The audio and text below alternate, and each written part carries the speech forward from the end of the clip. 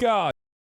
Sheesh. That was perfect. That was great. I mean, this is no notes. I mean, no notes at all. You will pet me, whether you like it or not. So should we vote for Gavin Newsom in 2028? Well, let me just say, what the are we doing having this conversation right now? The only reason I'm wading into this mess is because this constant war between liberals and leftists is actually worth talking about as we head into the midterms, because in this debate there is legitimacy on both sides of the argument. And if you'll allow me a weird sort of allegory here, the general framing seems to be the liberals are like, hey leftists, I know you guys want to remodel the bathroom, but I don't think you've seen that the house is on fire right now, and so if we don't put out that fire, then there's no bathroom to remodel. I'm gonna be honest, I don't agree with that argument. You see this 1508 when Adam and Pablo start talking about you on, wait, what did they say? Oh no, on Pablo Torre finds out. And so you put out the fire, and then a week later there's another fire, and then another, and then it turns out that the person who originally built the house wired the bathroom incorrectly, and so you'll keep having these fires until eventually one pops up that burns the whole house down. And so what am I talking? Oh, never mind. It wasn't just about bathroom remodeling. Okay. Talking about, he we'll got take a me trip on the down first. memory lane. I thought he was gonna make a bad analogy here, like as though there's like some sort of like simply aesthetic difference between leftists and liberals, and it turns out actually liberals cannot address the fundamental issues with the centrism pivot that keeps yielding negative consequences for the American population. Do you remember when Obama won re-election and the Democrats had the House and the Senate, and there was this idea floating around that the Republican Party was dead and that the Tea Party was the last gaseous fart from the corpse of conservative ideals, and that we were about to enter a liberal utopia, and Hillary Clinton was the nominee, and it was finally time to elect a woman president? Do you remember what happened after that? Trump won.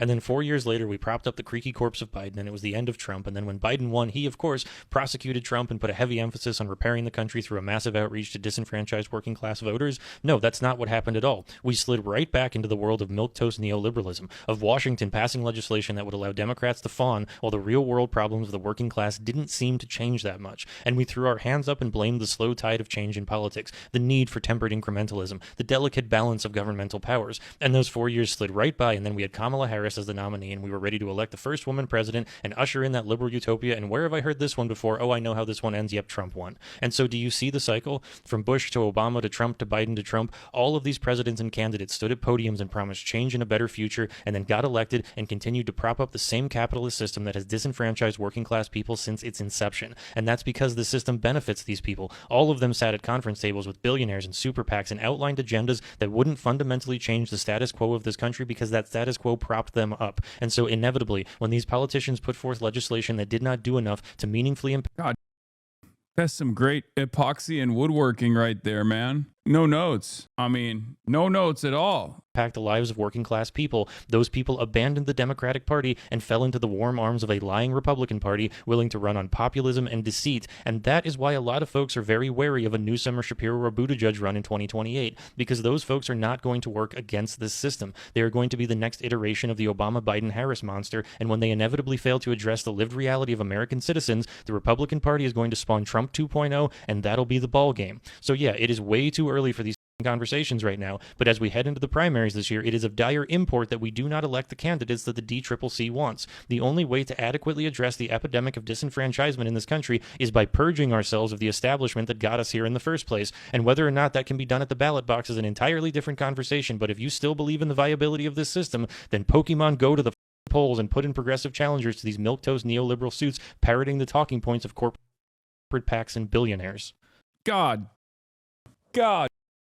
Sheesh. That was perfect. That was great. I mean, this is, I'll be honest, like, this has yielded tremendous discourse. On that podcast and saying that this has yielded tremendous discourse overall, I will admit. Wow, it's so good. It's so goated.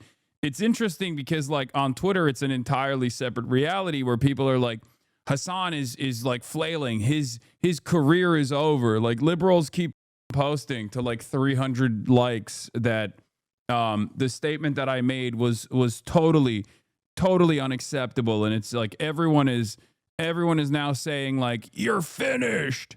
Meanwhile, everywhere else people are like, actually no, I agree with what the he's saying. Why are we signing off on why are we doing a loyalty pledge to a guy 3 years out? Yeah, like this is the tweet I saw as well. Look, Hasan is still imploding. Good morning. Like, these people live in their own bubble, and I don't know if it's because of the way that the internet is segmented. I see a lot of this kind of stuff on my timeline, but it's very clear that these people don't actually see anything other than, you know, people that agree with them, because if they had any interest in what's truly going on beyond their bubble, beyond their immediate fandom, I guess, because they're stands of centrist Democrats, they would recognize that there's conversations being had that are, that are quite productive and do not agree with their worldview at all. The world outside of their noses is Benjamin repulsed by their point of view. The idea that like establishment liberalism wins votes and we have to do that.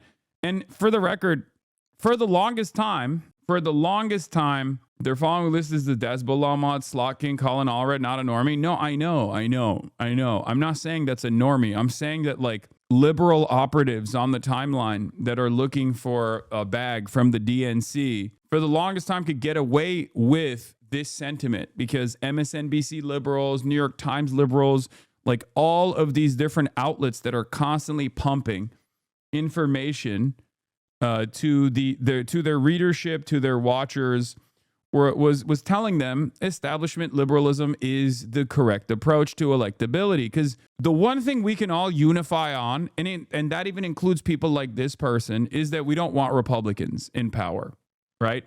That's the one thing that I think unites social democrats, liberals, socialists, Maoists, like everybody, with some notable exceptions, right? But for the most part, we are all united on that principle that we do not want Republicans to be in charge. Before you guys say, no, these guys don't care if a Republican wins. No, that's not the point, okay? You're missing the point.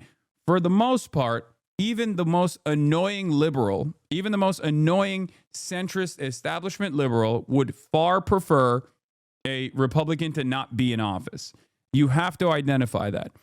Okay, there are different ways of convincing people, not like this, but, people who fancy themselves to be establishment Democrats, who like establishment Democrats. The way that you're supposed to win them over is by explaining to them that the real electability argument comes from a Bernie-crat or even someone further left than a Bernie-crat. Okay? You will pet me, whether you like it or not.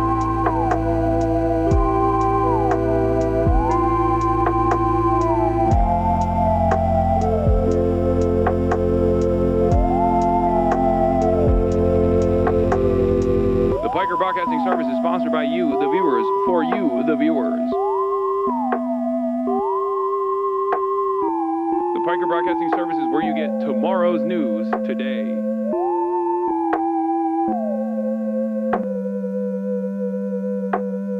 Whether you like it or not.